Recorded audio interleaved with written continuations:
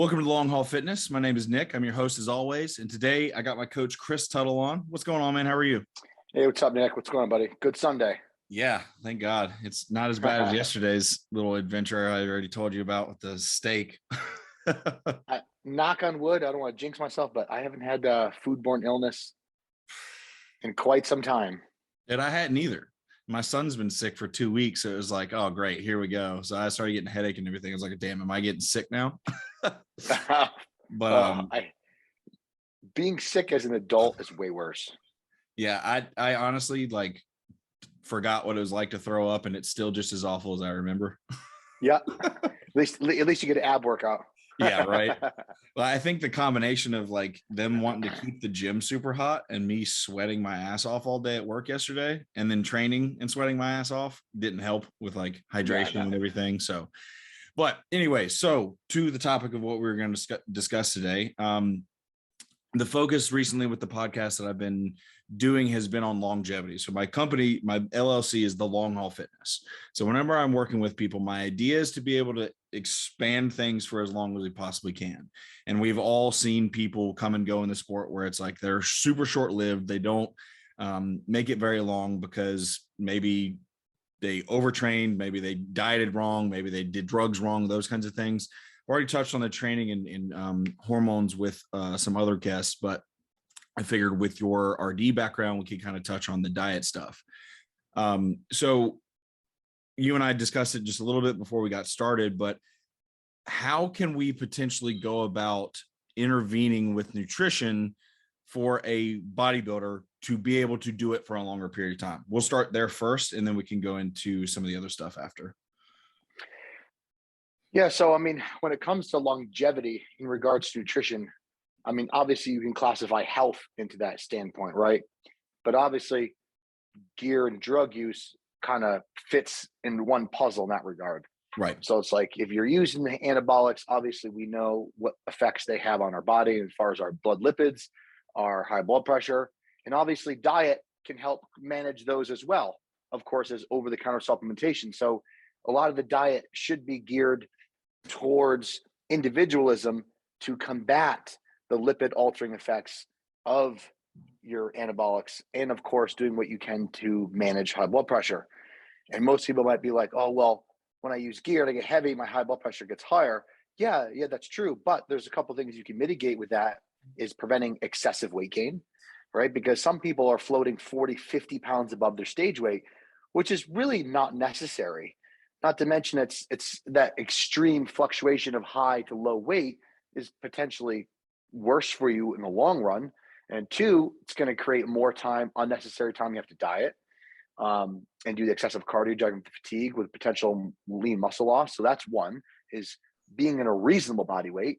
That doesn't mean you got to sit there and yo-yo diet in the off season to combat your weight gain, but you should have a reasonable outline of a plan of rate of loss, keeping your body composition in check. And of course, many people don't like to hear this, but sodium does impact blood pressure. It doesn't impact blood pressure as much as they once thought. A lot of times it's more conducive to androgens, body weight, and genetics. But I've had clients do 10 grams of sodium a day, and their blood pressure was on the high end. So you look through what they're doing nutrition-wise, their gear-wise, their supplementation-wise. Are they seeing a doctor and using any type of prescription blood pressure medication? And I looked at this and I'm like, you know what? Why don't we first just reduce some sodium here? Why don't we bring the sodium down to 6 grams per day? Because let's be honest, 10 grams, that's a lot of sodium. And that's a lot of added. Yeah. And that's not even including food, sodium from food. That's added sources. Holy shit. So long story, yeah. So cutting them down to 6 grams dropped his blood pressure almost 20 points. Oh, wow. So yeah. So in some situations, sodium, I don't want to say restriction, because people are going to take that as in listening to the American Heart Association, where it's like 1.5 to 2 grams per day, which is, I don't even know how you can't even get that low when you're eating a lot of calories, because just by default, more calories equals more dietary sodium. Right. Not restriction, but you might want to keep your sodium in check and understanding where you're at, and then start to use fresh basil, fresh cilantro, cumin, curry, other seasonings that you can potentially add more flavor without adding extra sodium. Infused olive oils, macadamia nut oil. That way you can get a lot more flavor to increase your taste acute in the off season and poor appetite without adding excessive sodium. That's one. Right. Excessive body weight. And three, one thing that people do, which I think is a major disservice, is in the off season they get heavier and heavier, fuller and fuller, lower and lower appetite. Then they start excluding vegetables. Then in the off season they're eating sloppy Joe mix, beef, white rice, egg whites, cream of rice, and that's it.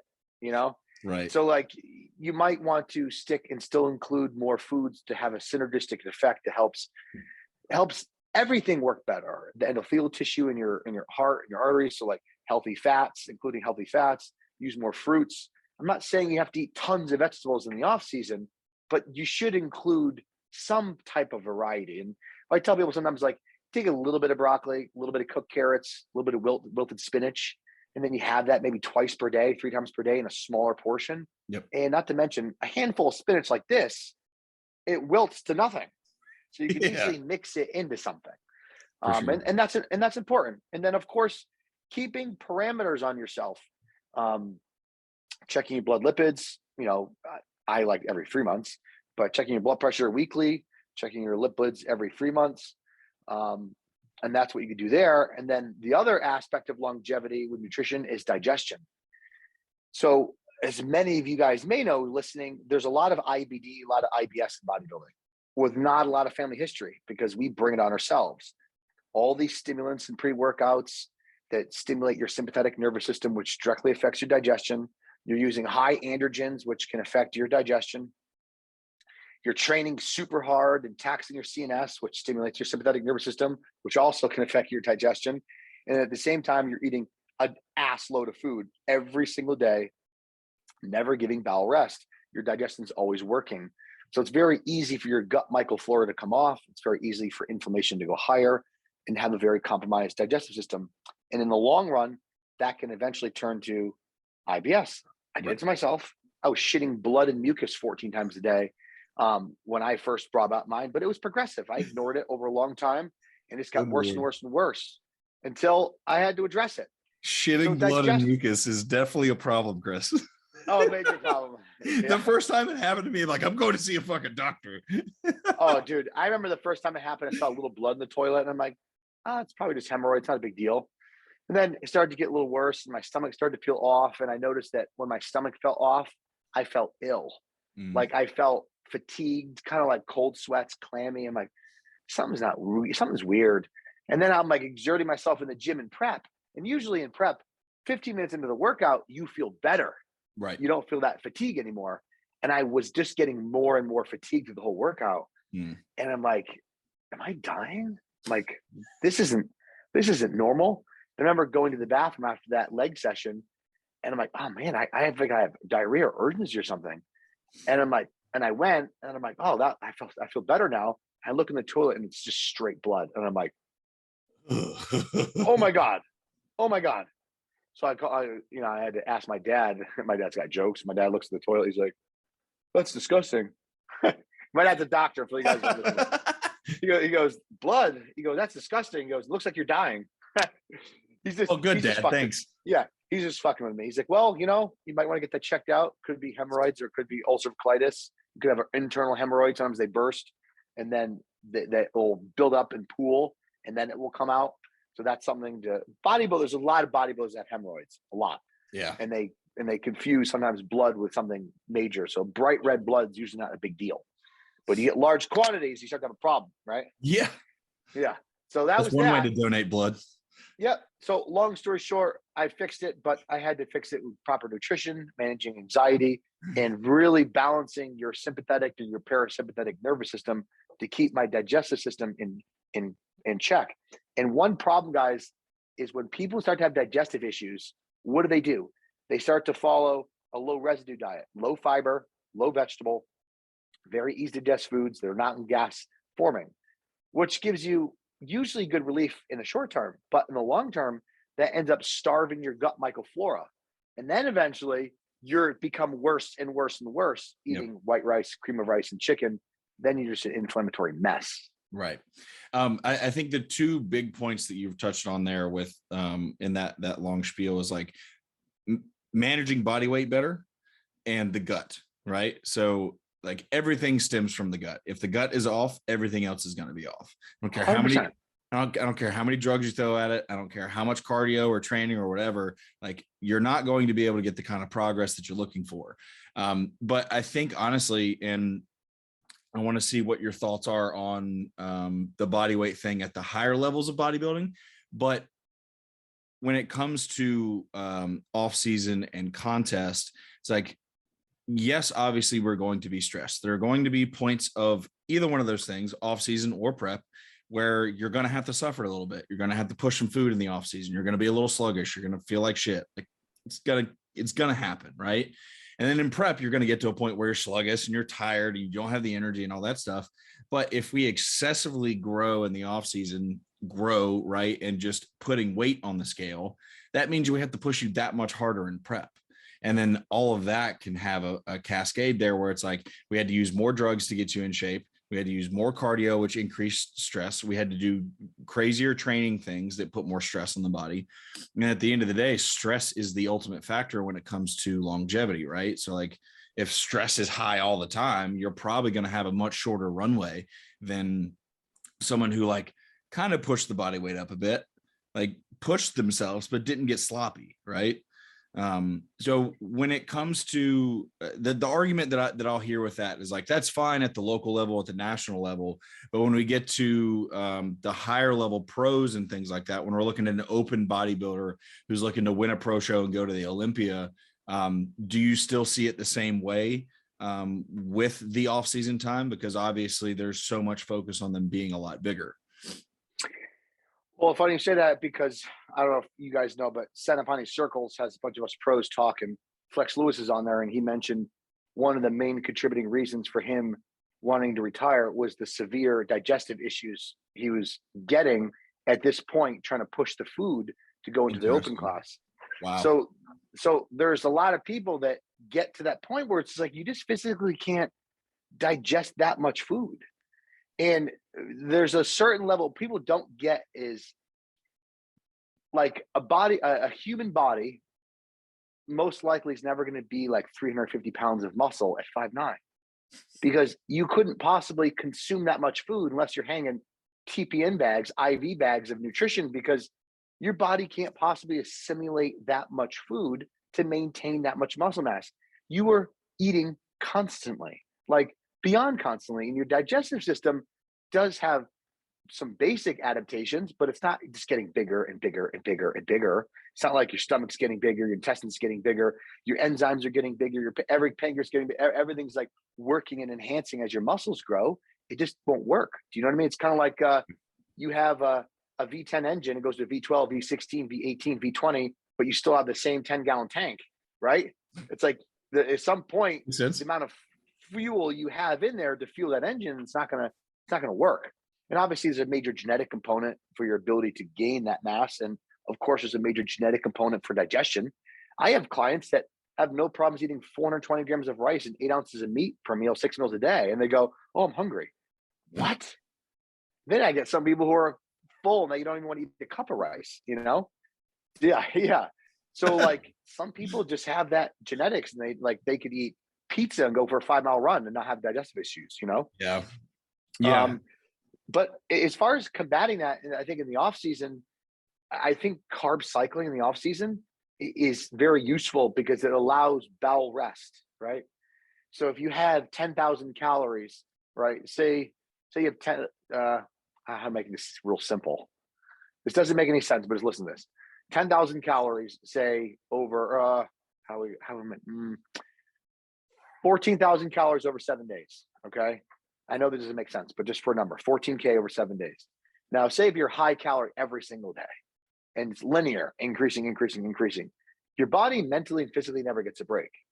But if you took those calories, say 14,000, and you had a couple days where you were lower and then a couple days where you're higher, but the total calories for the 7 days was the same, you might be able to better tolerate it, because there's going to be times where you're a little lower in food. You're like, oh, I'm hungry. Your bowel gets to rest. There's other days where it's going to be higher than it was on those baseline days, where your body might be able to store and absorb more. And then you kind of repeat that cycle. I just think literally increasing your calories in the off season and staying high all the time is a mistake. Yep.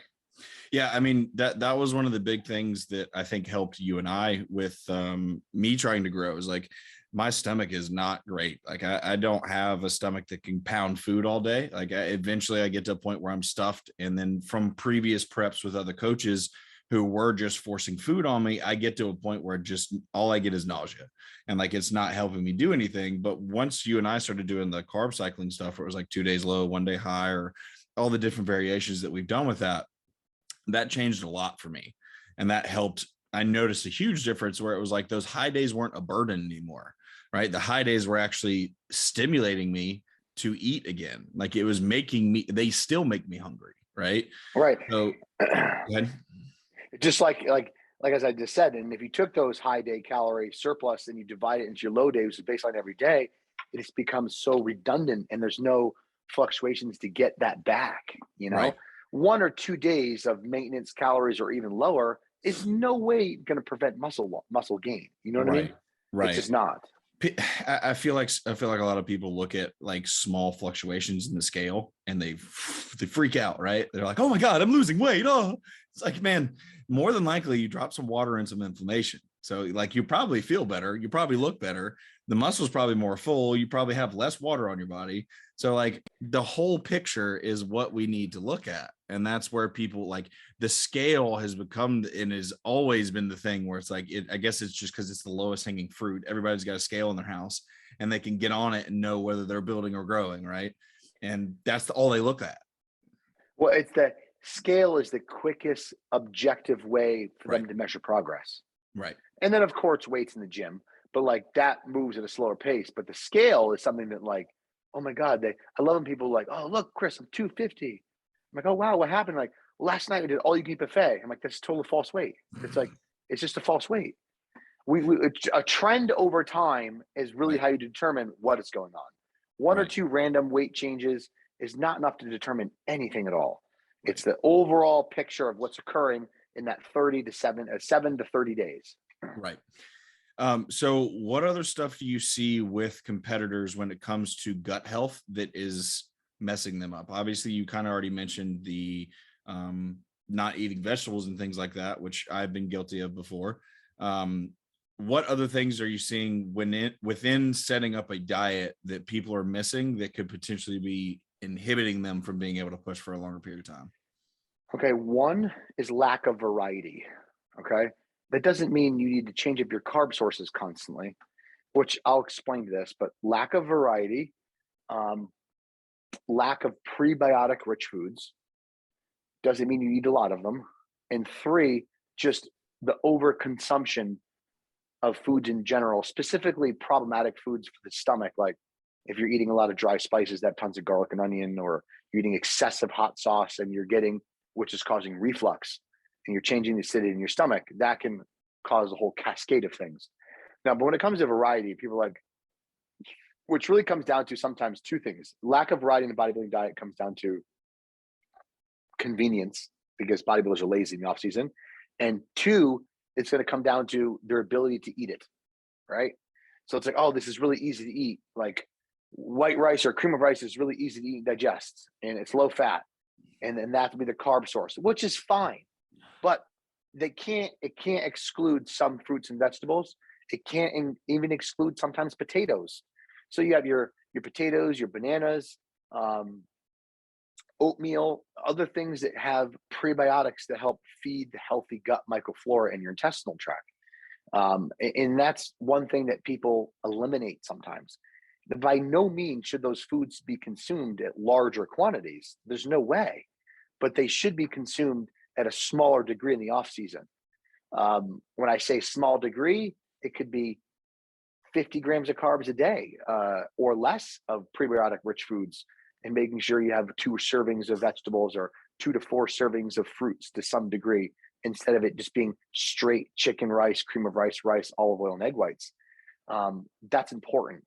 One thing that I learned in my master's program is like one fundamental thing that seems to be superior of all is individuals who ate a balanced diet were healthier, lived longer, reduced morbidity, mortality rate, increased survival cancer rate, had less risk of dementia. And they could never pinpoint it to any one nutrient because the individuals who were consuming a basic diet without fruits and vegetables and were consuming large quantities of over-the-counter supplements did not even close to see the same effect as the people who ate a balanced diet. So having some type of balance means so much, could mean so much, but having a relatively balanced diet where you're having some type of variety of foods, where you're cycling your vegetables or cycling your fruits, cycling your prebiotic rich foods to some degree, is going to help you in the long run feel better and healthier. Now, one story for I could tell you is my last prep that I did, actually last prep and last dieting phase I did for a photo shoot for Animal when I was with Animal. I consumed not a ton of vegetables, but a good variety of them. I consumed quite a bit of fruit in relation to my total carbohydrate intake, and I felt ridiculous. I had energy like I never had before in prep. Digestion was mint. I performed unbelievably well. I just felt all in all across the board better, which I never did before. In the past, it was just like, oh, green beans and 2 meals per day, 3 meals per day. As I get hunger, I might eat a little more green beans and never change the vegetable, never ate any fruit. It was always just chicken, white rice.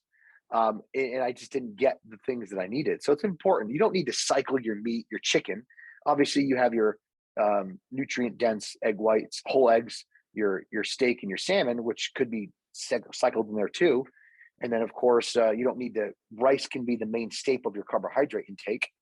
But over a certain amount, like you don't want to go if you're eating 500 carbs a day, you don't want 500 carbs to be all from white rice. Right. Some of that could be allocated towards more useful sources, micronutrient sources. Right. And speaking from like personal experience with like working with coaches prior to you and working with you, there was definitely a heavy emphasis on having the fruits and the vegetables in the diet. And I've noticed a big difference there, where it's like even just having those fruits in has helped reduce things like cravings, right? Because now my body has the micronutrients it wants, and it's not trying to find other sources of that stuff, which the easiest low hanging fruit is the crap that's in my freaking pantry over there that my son munches on, right? It's like that's what my body wants to go to. It's like, oh, some chocolate, oh, some this, right? It's like, well, if I just have a regular diet and I've had my fruits and my vegetables and some prebiotics and stuff like that, like I'm pretty good. Like I'll have cravings still, but it's not like it used to be. I can definitely say that. And you need the fiber sources, and I know people are like, oh, I'll just take a fiber supplement, which does work and it is helpful. But I mean, if you can get some fiber from natural sources that delivers the micronutrients too, as well as your fiber supplement to help you go, because white rice can be binding. If you're eating 600 grams of white rice a day, you're either going to get very bound up or you're going to get more loose stool and go from the lack of fiber. Sure. Why do you think so many bodybuilders don't eat fruit? Like there's this back and forth that I've seen a lot of times where it's like it's demonized or not really talked about. I think there's just too much stigma behind it. It's really funny in the Santa Clara circles, Lee Priest is on there, right? And dude, he goes back, he's one of the best bodybuilders in the world of all time. And I'm like, Lee, back in the day, did people eat fruits? And he goes, well, I did. He goes, I eat fruits all the way up to the day of the show. And he goes, quite a few guys that he was with did as well. I think he said that that's kind of like a dogma, like a stigma. Food is like stigmatized because it has the sugar, but yet the same people are eating pre-workout muffins and eating stuff which has more fructose in it than like 2 pounds of pineapple. Yeah, which they have no idea about nutrition. I think really just because it's what's surrounded. Because when I tell people that I don't use diuretics with clients, sometimes like 90% of my clients I don't use diuretics with, and they go, "What? How do you get them dry?" Which means there's like so much stigma behind something you have to do. And then when I go, "Oh, you have fruit in your diet, you can get lean on fruit." 30 grams of carbs is 30 grams of carbs. Like at the end of the day, that's what it is. You might. If I remember correctly, you had blueberries in my diet up until I don't think we ever took them out of my diet from meal one for this last prep we did. Yeah. And fruit, the thing about fruit is like you might, oh yeah, the type of carbs is not going to make a really difference in your weight loss. It's really not, but it might make you feel different, right? Right. And one thing that I did, and I always did, even my prep, when my carbs got low, say there were 30 grams of carbs per meal, dude, I was eating 15 grams of carbs from fruit and the other 15 carbs from like a rice cake, because and I wasn't going to just have 30 grams of carbs of white rice. I'd rather have some nutrient dense foods. And I swear it made me feel so much better. And I find that a lot with my clients as well. Yeah. I mean, I'm one of them and I agree. Yeah. Quick thing I want to touch on, just because it has been in the sphere of our world lately. But looking at blending meals, like people get to a level where appetite's maybe not great and they start to blend a lot of meals and drink. Have you seen this? Do you know what I'm talking about? Okay. Yeah. So Hunter, I love you. But his diet right now is basically all blended meals. Right. So he's blending Rice Krispies with protein powder. And I don't know if he's blending rice and stuff like that, but the world kind of exploded when he put that out. Like everybody kind of freaked out on him. And obviously it's not something that I would say, hey, this is the best way to go. We should do this. Like I wouldn't tell one of my clients, let's start blending all your meals. But at the end of the day, the thing that I look at is like progress being the ultimate deciding factor on whether or not something works. And you can't deny that Hunter is progressing, right? So what are your thoughts on that? Like using something like that to push yourself to that limit? All right. Well, let's first just say that we're not bodybuilding to be healthy. Let's clear that out of the way. All right. 2, we're bodybuilding to be the best we can be and win. So that being said, nutrition tends to be very not black and white, very gray. Right. There isn't really black and white. There's a lot of concepts that float around this huge circle here that might not apply to everybody. And you could say, honestly, that 80% would probably succeed with, 80% of that circle people would succeed with. Then you have 20% of the outliers of things that people do that were very unorthodox that do work. Now, if it works, you can't really argue against it, even though it might not seem like the best practice. Personally, if I did that, my digestion would probably just fall apart, but apparently his is not. The downfall of blending your food is digestion starts in the mouth. There's enzymes in the mouth that start the first process of the digestion. Of course, chewing breaks it apart. Right. So I know there is some information in regards to when you take intact food and you shoot it down the stomach in a large quantity, sometimes your stomach can have trouble digesting and processing that. I've had people, so for example, if you had a bowl of oatmeal, a banana, and you had a whey protein and some peanut butter, and you sat there and you ate that for 10 minutes, finished that meal, versus you took that raw oatmeal, the banana, the peanut butter, and the shake, and you blended it and you pounded that shake in 90 seconds, all right? A lot of people complain that their stomach, they feel full for a long time. Their stomach feels very distended. You're like basically shotgunning all that food into the stomach, and sometimes it can have longer to process it. Now, that being said, if your appetite's really poor, sitting there for 35 minutes eating, it gets mentally taxing. Yep. And then all of a sudden 30 minutes goes by and you have to eat again in another 90 minutes. And you're like, oh shit. So mentally, it might be more tolerable to blend some of your food. Sure. But at the end of the day, it's what works and what is tolerated. It's not a process where people should be jumping to that if that is not their issue or that's not their problem. Right. I do believe that there's a lot of steps that people can make with their nutrition and increasing the palatability of their food without going directly to that. Right. I mean, I have clients that were cooking chicken on a George Foreman, and then they were using brown rice and cooking in a pot. I mean, these are simple fixes to go from rice cooker, short grain rice like sushi rice or basmati rice or jasmine rice, add a little better than bouillon in the rice cooker, use a thermometer, cook the chicken thinly sliced in the pan, use infused olive oils to add more flavor. There's other things you can do to increase your palatability of that food. Because let's be honest, a lot of times you say somebody, they're like, oh, dude, I got no appetite. I'm like, dude, you want to hit a burger? Oh, fuck yeah, I'll hit a burger. It's like that food, that greasy, salty, savory flavor stimulates their appetite, so they want to eat. Right. So if you're good at making good food, you're more likely to want to eat it. And that's, in my opinion, always the first route someone should take.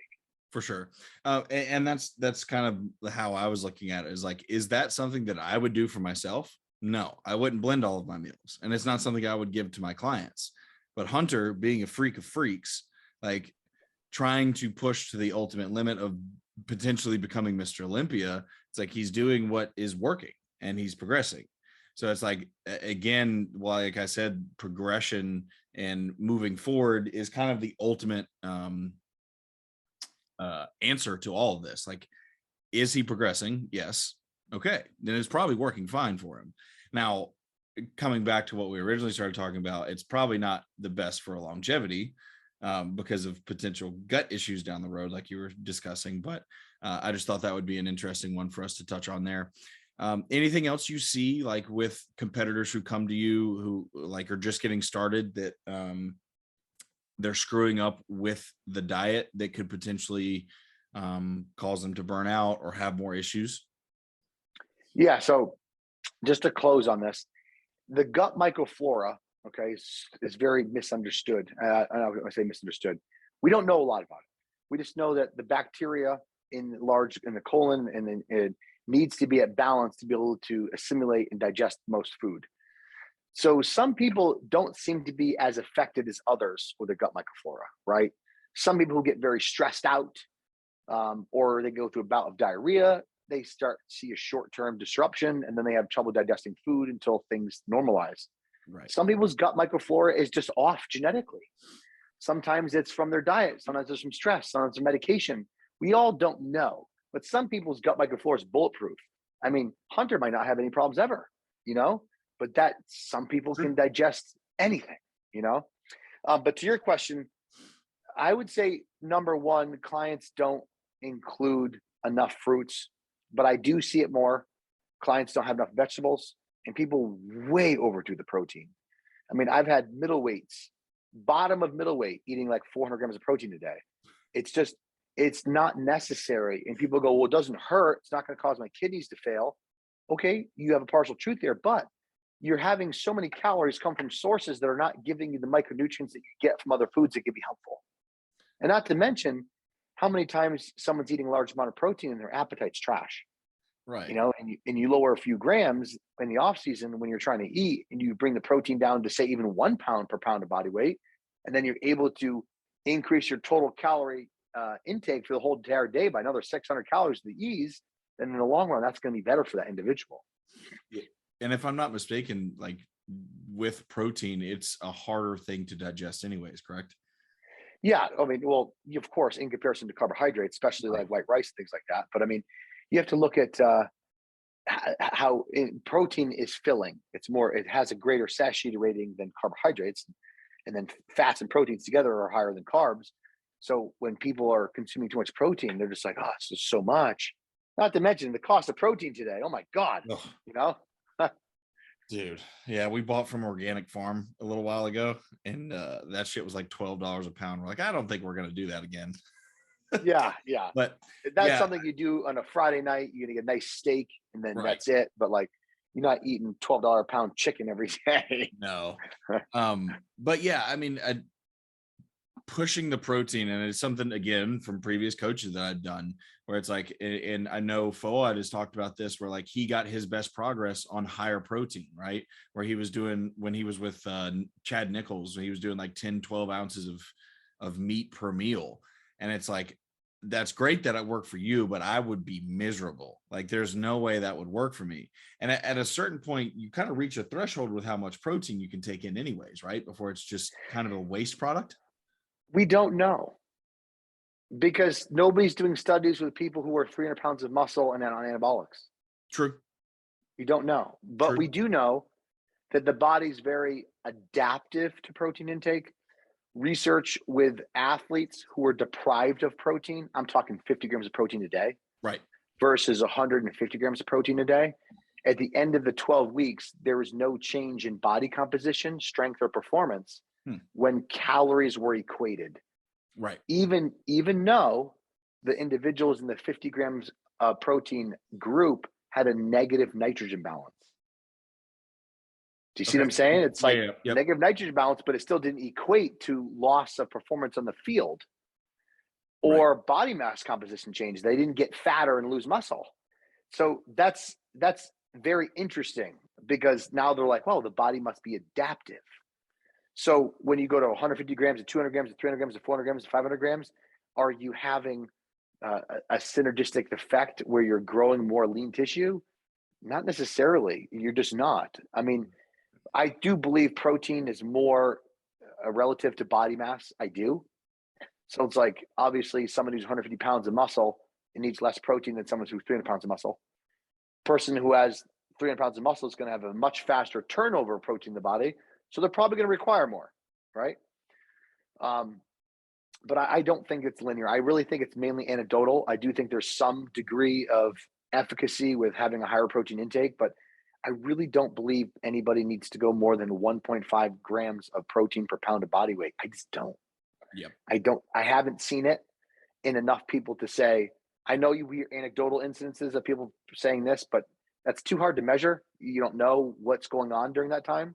Are they just magically hitting a protein surplus? Oh, perfect example.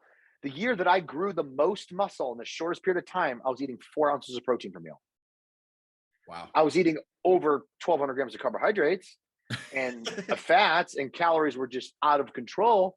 But my protein was relatively low because I couldn't eat that many calories. Yeah. My last time, the body weight, I got to 265. I was only eating 285 grams of protein total per day, and that was plenty. That was plenty for me. 265 at your height is insane. Yeah, but here I'm 225 now. But when I was 265, like I didn't need more and more and more. When you're dieting and you have less carbohydrates, yeah, you need more protein to make sure you have that cushion, so to speak. But anabolics does change a lot. But I don't think people need to do, most people who are listening and most people in bodybuilding don't need to do 400 grams of protein a day. I don't believe that. Last question, we'll finish off here and we can touch on this quickly. I don't think it'll be anything crazy, but we've kind of talked on prep and off season. So the phase in the middle of those two things where we have to go into like a maintenance and health phase, whatever you want to call it, are there any adjustments that you tend to have to make with people during that time to better set them up for whatever phase it is they're going into? Yeah, so many people might not understand that you can't really go from a humongous calorie surplus in the off season right into preparation. The body just doesn't respond. It might be 3 to 5 weeks before the body loses a single pound, even though you dropped 1,000 calories off. What is exactly going on? Couldn't tell you. I got my theories of insensitivity, body being overly saturated. The whole fat burning mechanism has just been turned off. Your body's metabolically very adaptive in a window, meaning like, say if 2,000 calories is your true maintenance calories, to say it is, okay? And you're eating 3,800 to gain weight. And you're at 3,800 and you're peaking the off season, you're 3,800 and you think you put on new lean tissue and you can't eat anymore and you can't gain any more weight. Now you drop down to 3,000 calories, you cut 800 calories. Most likely nothing's gonna happen. You might lose a pound of water or 2, but your hunger is going to increase, but there's really going to be almost no body fat change. And all of a sudden you drop another 500 calories. Nothing happens again. So a lot of people's instinct is to keep dropping until it happens, which is not always the best decision. Best decision is to bring the calories down for a bit and stay there. Get your body more acclimated to that calories, because your body can adapt to calorie ranges. Because if it didn't, we would get fat super fast or you would get lean super fast. I could be like, I'm just going to subtract 1,000 calories out of my day. Now by next July, I'll be 10 pounds. Do you know what I mean? Right. Like it doesn't work that way. Your body has so many metabolic processes, but I think at that point in time, in that pre-prep process, I call it, or getting your body acclimated to maintenance calories, focusing on recomposition, training performance, is reducing the rice, cleaning up the diet, getting the junk out, making sure the diet is more balanced. Now that the total calorie load from rice is down, they might be able to afford a little bit more prebiotic rich foods and fruits and things to micronutrient density, get that in the diet. So the body's really primed, inflammation's down, digestion's perfect, and it's ready to go into a actual prep process instead of being in that uncomfortableness of, because most people don't have great digestion in the off season, even if the diet is awesome, because the body's just pushing so much food, is going from that kind of compromised digestive feeling, from feeling sluggish, tired, not really sleeping too well, right to a huge calorie deficit and doing tons of cardio. You need a bridge to gap that. Yeah, I agree. I think the health maintenance phase is something that's overlooked a lot because it's uncomfortable, and it's a different kind of uncomfortable. It's not uncomfortable of like an off season where I'm just sluggish and whatnot, right? And it's not a prep uncomfortable where it's you're tired and have no energy and hungry, but it's this weird in between where it's like you're a human. You're normal. You're not this superhuman that gets to do all these crazy things or look ridiculous, and people are uncomfortable there. But I think we need to spend time in that uncomfort zone, right? What I think people have trouble in the pre-prep phase, and people have trouble post-show. And Yep. the reason is because they feel that there's no progress being made. If Yep. you say to them, hey, during this time, we're not really focusing on gaining, we're not focusing on losing, then like, what are we doing? Right. And then post-show, people are like, oh man, I've got to crush this rebound and get really jacked. No.